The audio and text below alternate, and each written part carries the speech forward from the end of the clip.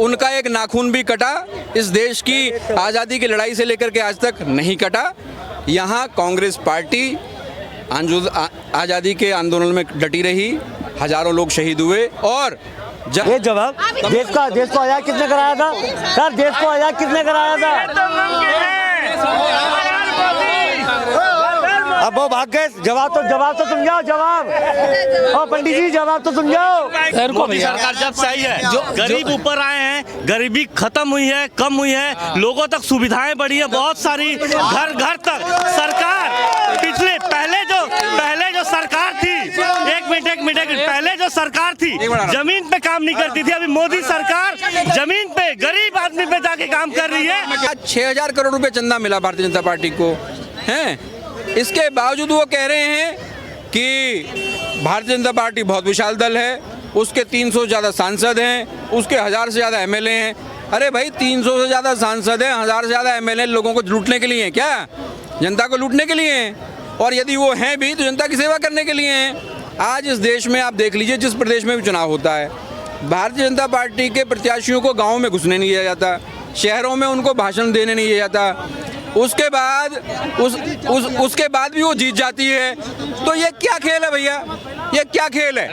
ये ईवीएम का जो खेल है, ईवीएम का जो खेल है, ये ईवीएम का जो खेल है, ईवीएम का जो खेल है, ईवीएम का जो खेल। जवाब तो ले लूं। एक मिनट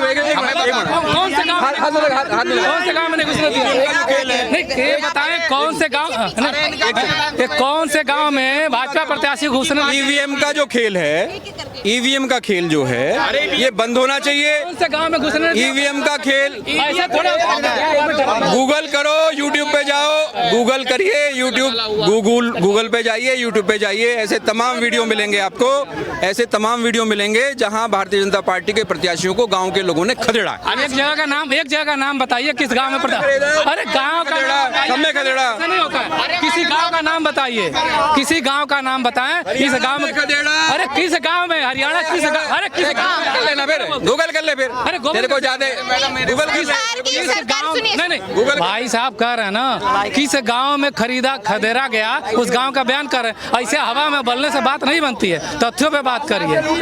किस गांव में खरीदा गया? गांधी जहाँ जाता है उस हिसाब से तो राहुल गांधी जहाँ जाता है वहाँ तो उनकी मूर्ति लगा के आरती उतारी जाती है, ओम जय राहुल मेहरानी करके। ऐसी बात कर रहे हो और क्या? और ये जो कह रहे थे भाई सरकार की नाकामियों की बात हो रहा है। सरकार की उपलब्धियों की बात कौन करेगा? आप नाकामी उपलब्धियों की बात कौन करेगा? आप बताइए। आप नहीं, गलत बयानबाजी मत करिए, भ्रष्टाचार पे बात, गलत बयानबाजी अगर कर रहे हैं भाई साहब, खदेड़ा गया है तो उस गांव का नाम बताइए। आज से 10 साल पहले, आज से 10 साल पहले हमारे पिताजी IPS थे, इनके पिताजी IAS थे, सब रोजगार पाए हुए थे। इसी 10 साल में बेरोजगारी बढ़ी हुई है। हाँ, बाकी तो फ्री नहीं, बाकी के पहले की सरकारों की 40 साल में इस देश के अंदर ऐसा है, थोड़ा पढ़ के आना चाहिए, थोड़ा पढ़ के आना चाहिए इनको, बैरिस्टर साहब को। ये एक मिनट भैया, ये इनको पढ़ के आना चाहिए कि इस देश के अंदर 40 साल में सबसे ज्यादा बेरोजगारी है। इतनी बेरोजगारी कभी नहीं थी। थोड़ा पढ़िए, थोड़ा रिसर्च करिए, फिर आपको पता चलेगा इस देश के अंदर क्या हो रहा है। मोदी सरकार जब से आई है गरीब ऊपर आए हैं, गरीबी खत्म हुई है, कम हुई है, लोगों तक सुविधाएं बढ़ी है बहुत सारी, घर घर तक। सरकार पिछले पहले जो सरकार थी, एक मिनट पहले जो सरकार थी जमीन पे काम नहीं करती थी। अभी मोदी सरकार जमीन पे गरीब आदमी पे जाके काम कर रही है। हर घर हर खाते तक पैसे पहुंच रहा है। जो योजना लागू करती है सरकार वो जमीन पे पहुंचती है। पहले योजना कागज पे जाती थी लेकिन लोगों तक नहीं पहुंच पाती थी, भ्रष्टाचार बहुत होता था, घोटाला हो जाता था। अभी आम आदमी तक योजना पहुंच रही है। मैं एक सेकंड भैया, अरे सुन ले भैया, एक मिनट, एक बात और कह दूं मैं एक बात और कह दूं कि यदि गरीबी खत्म हुई है तो देश के प्रधानमंत्री मंच से बार बार कहते हैं कि देश के 80 करोड़ लोगों को 5 किलो राशन में दे रहा हूं, 5 किलो राशन दे रहा हूं। तो ये गरीबी खत्म हुई है, गरीबी बढ़ी है। ये लोगों को जो यहाँ खड़े हैं उनको आत्मचिंतन करना चाहिए, थोड़ा पढ़ना चाहिए और उसके बाद कोई भी बात कहनी चाहिए। ठीक है, नमस्कार। सुन ले करोड़ लोगों को मेरी मतलब वो गरीबी तो है, तभी तो सरकार की तरफ से सुविधा ले रहे हो। नहीं गरीबी नहीं। आज देखिए, आज मैं मोबाइल चला रहा हूँ। हो गया, आज सुनो, पहले बात सुनिए। अजी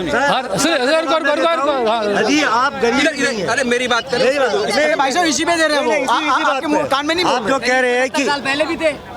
जब 70 साल रही है कम से कम कांग्रेस, पर आज तक गरीब मरा जब खत्म हुआ नहीं हुआ ना, तब भी गरीब ही रहा। गरीब तो गरीब ही रहा है ना।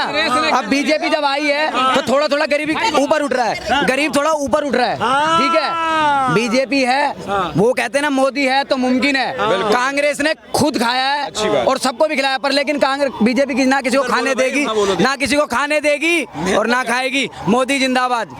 बस। लेकिन सर इस बार 24 में बदलाव होने जा रहा है, ऐसा कहा जा रहा है कि मोदी जी की जो सत्ता है वो पलटी खाएगी, कि कोई नई सत्ता बनेगी। अरे मैं लिख के देता हूँ, जैसे केजरीवाल लिख के देता है ना, जैसे केजरीवाल लिख के देता है ना, मैं भी लिख के देता हूँ।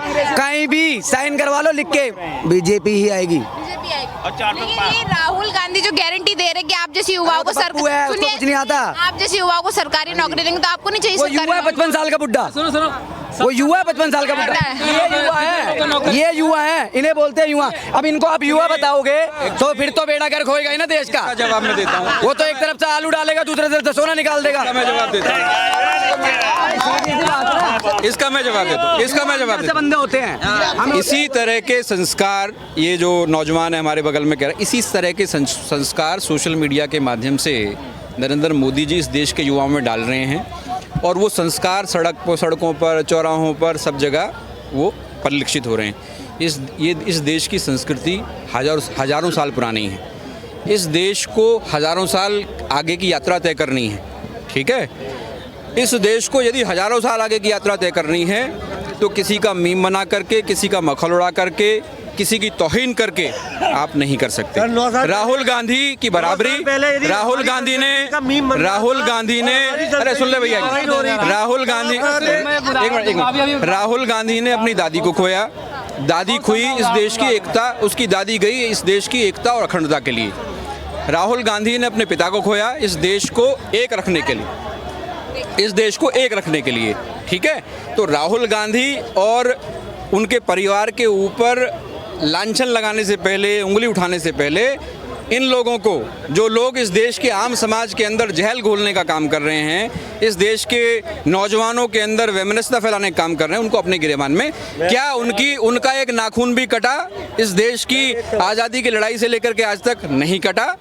यहाँ कांग्रेस पार्टी आज़ादी के आंदोलन में डटी रही, हजारों लोग शहीद हुए, और जब से लोकतंत्र देश के अंदर प्रतिस्थापित हुआ है मैडम, तो इस देश के जो सत्ताधारी परिवार थे, विपक्ष के लोग नहीं थे, वो सत्ता में रहते हुए वो शहीद हुए, तो उनके ऊपर बात करने से पहले 1000 बार सोचना पड़ेगा। नमस्कार। जवाब ले लेते हैं। सर नहीं सर, जवाब सॉरी ये जवाब देश को आज़ाद किसने कराया था सर? देश को आज़ाद किसने कराया था?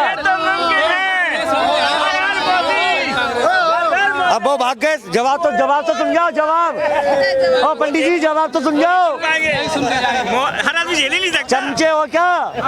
जवाब दीजिए भैया, इधर दीजिए। देश को कांग्रेसी ये साथ देश को आज़ाद कांग्रेस पार्टी ने कराया, लेकिन ये तो बताइए देश का बंटवारा किस पार्टी ने करवाया?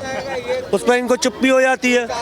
ये कह रहे थे कि साहब अभी कांग्रेस ने बहुत बलिदान दिया है, तो इंदिरा गांधी कौन सी लड़ाई में शहीद हुई थी? राजीव गांधी कौन सी लड़ाई में शहीद हुए थे? पंडित जवाहरलाल नेहरू कौन सी लड़ाई में शहीद हुए थे? ये भी तो हमें बता दें कौन सी लड़ाई में शहीद हुए थे। सर हाँ, क्या कह रहे हैं? मुझे कांग्रेस से ये पूछना है, धारा 370 और 35 से अभी तक इनके 70 सालों में क्यों नहीं हटी कश्मीर से? ये बात बस इसका जवाब दे दे बस। 56 इंच वाला ही केवल हटवा सकता है क्या? और कोई नहीं था इनके उसमें? नहीं हुआ क्या कोई प्रधानमंत्री अभी तक 56 इंच का? मोदी जी के अलावा 70 साल इनकी सरकार रही, क्यों नहीं हटाएगा ये मुझे बताएं बस। कि सर डेट डिक्लेयर हो गई, 19 अप्रैल से चुनाव है, किसे प्रधानमंत्री बनाएंगे? मैं मोदी जी को फिर से देखना चाहता हूँ। किसे देखना चाहते हैं? जी बिल्कुल। मैं उत्तर प्रदेश से हूँ। यूपी से हैं। जी। क्या कारण है कि मोदी जी आप दोबारा उन्हें जिताना पसंद कर रहे हैं? मैं देश को आगे देखना, मतलब आगे जाता हुआ देख रहा हूँ। उसके बाद मैं अंदर की बात नहीं, मैं सीमाओं की बात कर रहा हूँ। जिस तरह के राफेल विमान हो गए, हमारे एक से एक की मिसाइलें बन रही हैं, उन सब के बारे में बात कर रहा हूँ। जिस तरह से मतलब जो बढ़ रहा है और जो मतलब आत्मनिर्भर बनना है। अभी हमारे यूपी में भी स्कीम योगी जी ने लॉन्च की है कि 5 लाख रुपए लघु उद्योग के लिए, जो बच्चे डिप्लोमा करते हैं, पॉलिटेक्निक करते हैं, उनको 5 लाख रुपए मतलब कोई ब्याज नहीं देना होगा, 5-10 साल में वो जमा कर सकते हैं, इतने सालों में दी गई है जो इसी बारे में ये। और इस बार उत्तर प्रदेश से 80 की 80 सीटें योगी जी मतलब मोदी जी ले जा रहे हैं। योगी जी के नेतृत्व में अच्छा काम करते हुए ले जा रहे हैं। देखिए सर, आप एक युवा हैं। राहुल गांधी जी बोल रहे हैं कि यदि वो सत्ता में आएंगे, आप उन्हें प्रधानमंत्री बनाएंगे तो आप जैसी युवाओं को सरकारी नौकरियां उपलब्ध कराएंगे। तो आपको नहीं चाहिए सरकारी नौकरी, तो आप तो फिर आपको सरकारी नौकरी नहीं चाहिए, तो राहुल गांधी जी आप जैसे युवा को सरकारी नौकरी दें। राहुल गांधी जी भगवान है क्या जो हमें सरकारी नौकरी दिला देंगे? आप बताइए। मान लीजिए आप जैसे हमारे जगह हैं, आप नहीं पढ़ेंगी, नहीं पढ़े लिखेंगे, नहीं आएगा आपको, तो क्या राहुल गांधी लिख देंगे आके कॉपी में? हम लिखेंगे तो हम पास होंगे तो हमको सरकारी नौकरी मिलेगी। और हम ही जब नहीं पढ़ेंगे, जब अपने मन से नहीं सोचेंगे, नहीं पढ़ेंगे, तो कहाँ सरकारी नौकरी मिल जाएगी? 140 करोड़ जनसंख्या हो गई है, तो हर घर में क्या सरकारी नौकरी चाहिए? हर घर को सरकारी नौकरी तो मिल नहीं सकती मैम। तो उनकी गारंटी इस बार फेल साबित होने वाली। 70 सालों में कोई गारंटी नहीं पूरा हुई, तो अब क्या पूरा होगी? आप बताइए। क्या कहना चाहेंगे आप कि राहुल गांधी की जो गारंटी है चुनावों में काम करेगी या नहीं? नहीं, वो सिर्फ चुनावी स्टंट है मैम, ऐसा कोई गारंटी, क्योंकि जहाँ जहाँ उनकी सरकार नहीं है, कोई भी गारंटी, कोई भी वादा अभी तक उन्होंने हमें पूरा नहीं किया। चाहे आप कर्नाटक में उनकी सरकार बनी, उन्होंने कहा किसानों का कर्ज माफ़ करेंगे, वो भी नहीं किया। कांग्रेस की सरकार राजस्थान में रही, वहाँ भी उन्होंने कोई गारंटी पूरा नहीं किया। तो सिर्फ एक चुनावी स्टंट है उनका। और सबसे बड़ी बात है, मुझे जो कहना है कि जो राहुल गांधी के जो सलाहकार हैं, वो पता नहीं किससे सलाह लेते हैं, ये मेरी समझ से परे है। अगर उनको दाना है तो धरातल के आदमी को पकड़ें। ऐसा नहीं है कि उनके पास टैलेंट नहीं है, लेकिन उनके जो सलाह देने वाले लोग हैं, मेरी उनसे यही गुजारिश है कि अपने सलाहकार बदलें, ज़मीनी लोगों से जुड़ें और ज़मीनी लोग सलाह लें, तो ज़मीनी जो समस्याएं हैं वो उन तक पहुँचेंगी। आज देखिए, कांग्रेस का हर व्यक्ति कांग्रेस छोड़ के जा रहा है, इस पर उनको मंथन करना चाहिए। ये कोई चुनावी स्टंट की बात नहीं है। अगर हमारा परिवार टूट रहा है तो कहीं ना कहीं हमें कमी है, तो इस बात पे उनको कहीं विचार मंथन नहीं है। 2-4 उनके सलाहकार हैं जो उनको मिसगाइड कर रहे हैं, इसलिए देखिए एक से एक दिग्गज लोग छोड़ के कांग्रेस जा रहे हैं। रही बात तीसरी जी, कांग्रेस जो आज़ादी के समय वाली कांग्रेस रही, अब वो कांग्रेस नहीं है, नहीं रही। अपने से रह लेते, क्या नाम होता? भाविश। क्या उम्र होगी आपकी? वोट डालते हैं? नहीं, अभी 18+ हुआ, अभी करवाना है वोट। हाँ, वोट डालोगे आप? हाँ, अभी ऐड करवा। किसे पसंद करके क्या मुद्दे होने वाले हैं आपको वोट डालने के?